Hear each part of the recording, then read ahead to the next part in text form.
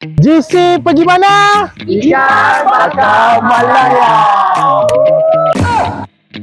Boleh dikatakan setiap bulan kita bawa staff pergi entertainment. Itu pun kau kena capai KPI. That's why lah kau tengok kalau pergi entertainment je mesti lebih kurang 20-30 orang je, 20 lebih lah yang pergi kan.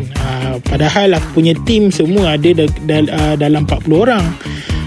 By the way, tahniah lah kepada mereka yang dapat capai KPI dan dapat pergi entertainment bersama dengan Bos Cukai. By the way, makanan-makanan dekat sini kita makan ikan bakar Malaya guys. Tengah viral sekarang ni. Kita makan makanan laut je. Nampak tak style kita melambai-lambai tu. Ini Bos Cukai tau. So memang macam biasalah, bila aku bawa diorang pergi makan sampai muntah. Kalau kau tak muntah, kau jangan balik. Itu memang aku punya mantra lah. Kalau kau seronok tengok kita orang makan-makan dan rasa nak join tim Bos Cukai, boleh hantar resume dekat pakarcukai.com.my.